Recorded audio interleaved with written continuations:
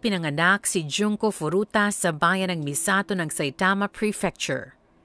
Ang kanyang mga magulang at mga kapatid na lalaki ay kasama niya.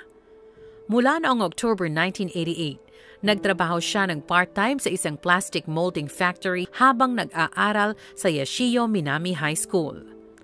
Ginawa niya ito para makaipon ng pera para sa isang graduation vacation na pinaplano niya. Tinanggap din ni Junko ang trabaho sa isang retailer ng electronics kung saan nagpaplano siyang magtrabaho pagkatapos ng graduation. Si Junko ay lubos na nagustuhan ng kanyang mga kaklase noong high school na may magagandang marka at kakaunti ang pag-absent. Siya ay isang sikat na batang babae na may kaakit-akit na katangian na naghahangad na maging isang mang-aawit. Noong gabing dinukot siya. Inaabangan ni Junko ang huling yugto ng Tonbo sa telebisyon at balak niya itong panoorin pag-uwi. Ang mga salarin ay 4 na lalaki, sila Hiroshi Miyano, Joe Ogura, Shinji Minato at Yasushi Watanabe. Si Hiroshi Miyano ang pinuno ng krimen at may problema sa pag-uugali mula pa noong elementarya. Noong April 1986, nag-enroll siya sa isang private high school sa Tokyo, ngunit huminto siya sa sumunod na taon. Pagkatapos nito, nagpatuloy siya sa paggawa ng ilang mga krimen na lumala sa paglipas ng panahon. Sa oras ng krimen, siya ay nakatira kasama ang kanyang kasintahan at nagtatrabaho bilang isang tile worker upang makaipon ng pera para pakasalan siya. Hindi nasisiyahan sa mababang sweldo ng trabaho. Nasangkot si Hiroshi sa isang grupo at madalas na gumagawa ng mga krimen. Ang delinkwenteng pag-uugali na ito ay naging dahilan upang hiwalayan siya ng kanyang kasintahan. Noong November 25, 1988, naglilibot sa paligid ng Misato Saitama sina Hiroshi Miyano at Shinji Minato. Nagmamasid kung sino ang pwedeng pagnakawan o mapagsamantalahan. Noong 8:30 p.m., nakita nila si Junko na nakasakay sa kanyang bisikleta.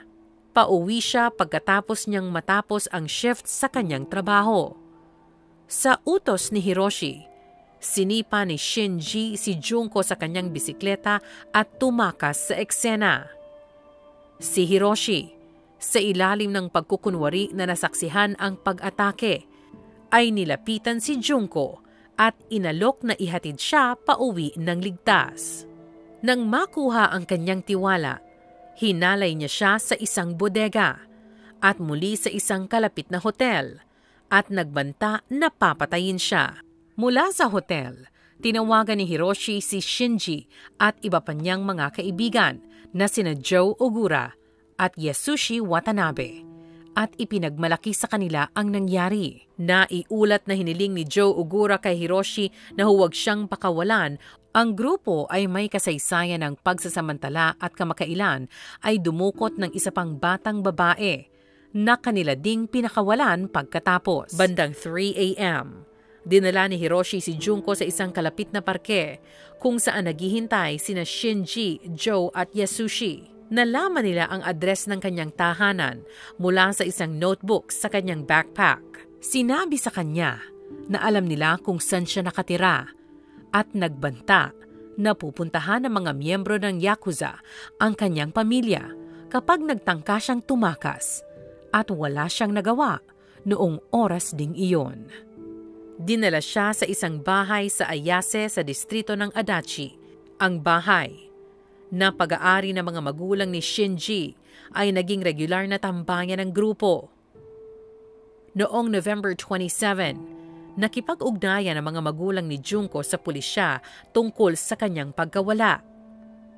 Upang pigilan ang karagdagang pang-iimbestiga, pinilit siya ng tawagan ang kanyang ina ng 3 beses upang kumbinsihin na siya ay naglayas at siya ay ligtas na nananatili sa bahay ng ilang mga kaibigan. Pinilit din nila si Junko na ihinto ang imbestigasyon ng pulisya. Nang naroroon ang mga magulang ni Shinji, napilitan si Junko na kumilos bilang kanyang kasintahan. Hindi nagtagal, nabunyag din ang pagpapanggap at nakumbinsi nila ang mga magulang na huwag sila isumbong sa mga pulis.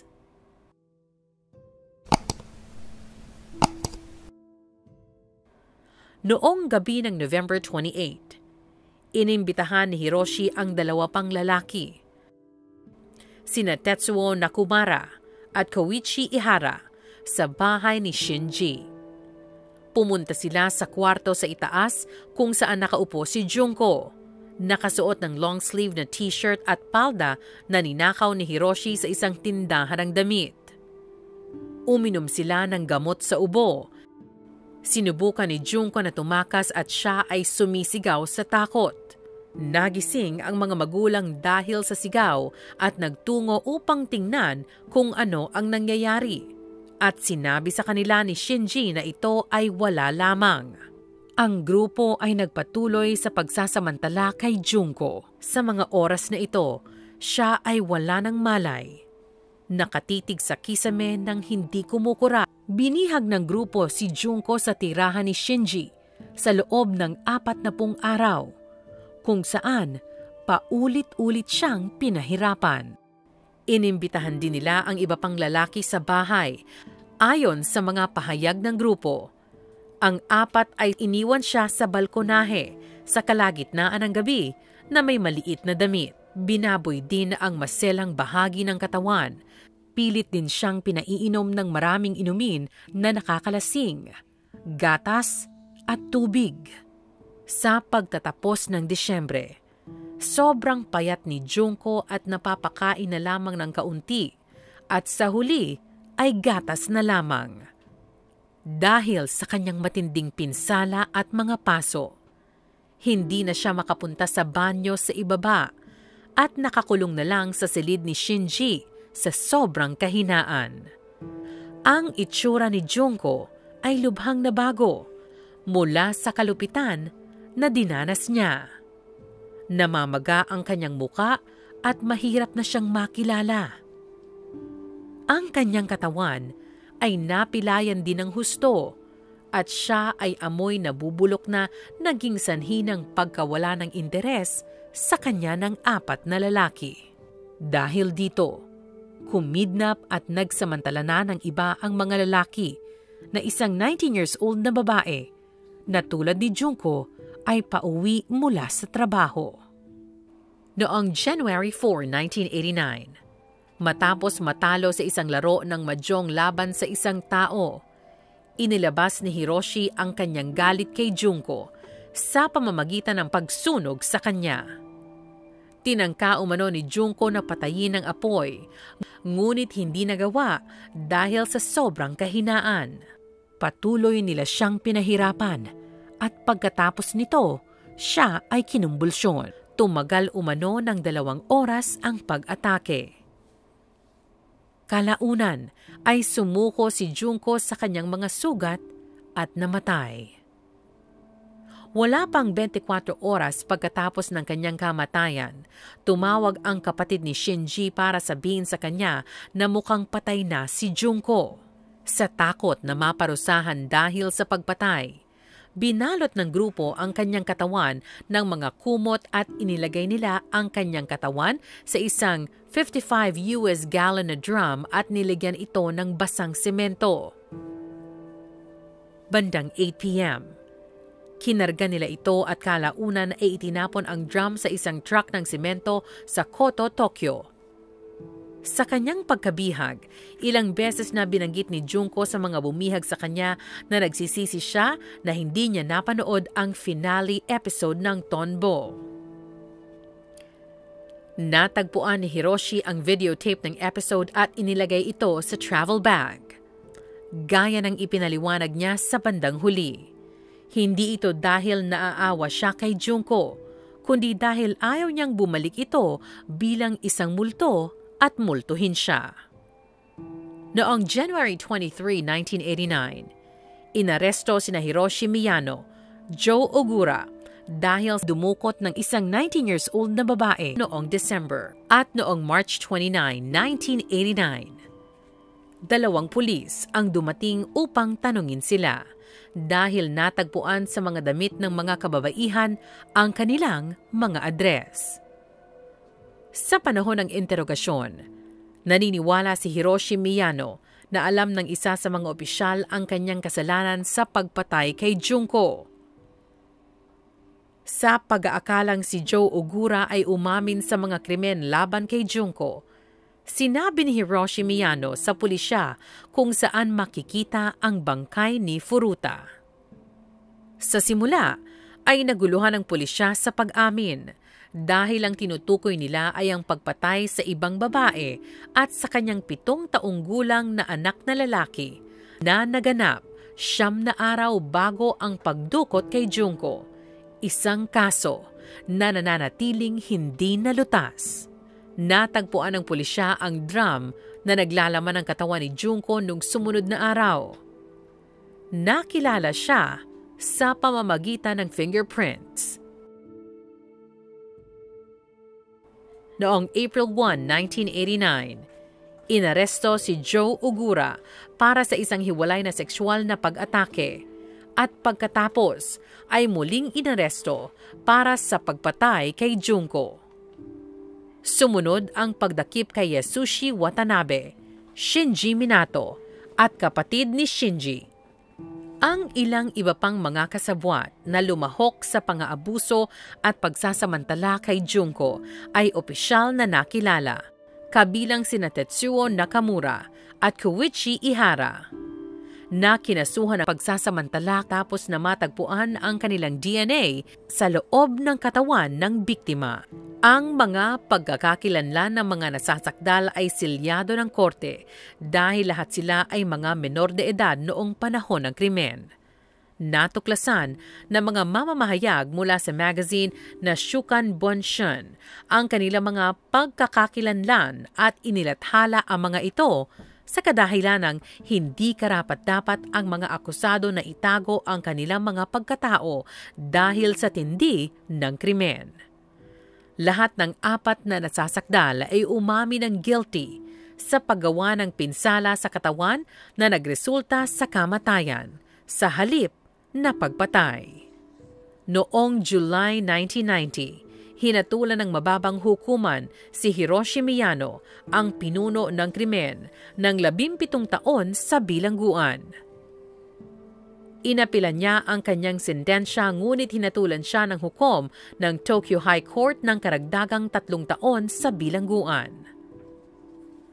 Si Hiroshi Miyano ay tinanggihan ng parole noong 2004 at pinalaya mula sa bilangguan noong 2009. Noong Enero ng 2013, si Hiroshi Miyano ay muling inaresto dahil sa pandaraya. Dahil sa hindi sapat na ebidensya, siya ay pinalaya din ng walang bayad. Si Yasushi Watanabe, na orihinal na nasentensyahan ng 3 hanggang 4 na taon sa bilangguan, ay nakatanggap ng upgraded na sentensya ng 5 hanggang 7 taon. Si Joe Ogura ay nagsilbi ng 8 taon sa isang juvenile prison bago siya pinalaya noong August 1999. Pagkatapos niyang palayain, pinalitan niya ang kanyang apelyido na Kamisaku. Siya ay sinabing nagyabang tungkol sa kanyang papel sa pagpapahirap kay Junko. Noong July 2004, si Joe Ogura ay inaresto dahil sa pananakit. Dahil dito, siya ay sinentensyahan ng 7 taon sa bilangguan at pagtapos ay pinalaya din. Sinira umano ng ina ni Joe Ogura ang libingan ni Junko na sinasabing sumira din umano ng buhay ng kanyang anak. Si Shinji Minato, na orihinal na nakatanggap ng 4 hanggang 6 na taong sentensya, ay muling hinatulan ng 5 hanggang 9 na taon ng hukom Ryuji Yanase sa pag-apila. Hindi kinasuhan ng mga magulang at kapatid ni Shinji. Gayunpaman, noong 2018, inaresto muli si Shinji dahil sa tangkang pagpatay sa isang lalaki. Ang mga magulang ni Junko ay dismayado sa mga sentensya na natanggap ng mga pumatay sa kanilang anak na babae at nanalo ng isang kasong sibil laban sa mga magulang ni Shinji, kung saan ang kanilang tahanan ang pinangyarihan ng mga krimen. Ang ina ni Shinji Miyano ay naiulat na binayaran ng mga magulang ni Junko Furuta ng 50 million yen bilang kabayaran ayon sa utos ng sibil na hukuman pagkatapos na ibenta ang kanilang tahanan. Ang libing ni Junko Furuta ay ginanap noong April 2, 1989. Ang isa sa kanyang mga kaibigan sa memorial address ay nagsabi, "Jun-chan, maligayang pagbabalik. Hindi ko akalain na magkikita pa tayo sa ganitong paraan. Tiyak na sobrang sakit ang naramdaman mo. Sobrang pagdurusa. Ang happy na ginawa naming lahat para sa school festival ay talagang maganda sa iyo. Hindi ka namin makakalimutan. Narinig ko na binigyan ka ng principal ng graduation certificate. Kaya sabay tayong nagtapos, lahat tayo. Jun-chan, wala nang sakit, wala nang pagdurusa. Please, rest in peace." Ipinakita ng magiging employer ni Furuta sa kanyang mga magulang ang uniforme na isusuot sana niya sa posisyong tinanggap niya. Inilagay ang uniforme sa kanyang kabaong. Sa kanyang pagtatapos, ibinigay sa kanya ng punong guro ng paaralan ni Junko ang isang high school diploma na ibinigay sa kanyang mga magulang. Ang lokasyon malapit kung saan natuklasan ang bangkay ni Junko ay binuo na ngayon ay kilala bilang Wakasu Park. Ang kwento ni Junko Furuta ay nakakuha ng internasyonal na atensyon at galit. Bilang resulta, maraming pelikula, manga at nobela ang nilikha batay sa pagpatay kay Junko Furuta na lumilikha ng kamalayan sa kanyang kwento.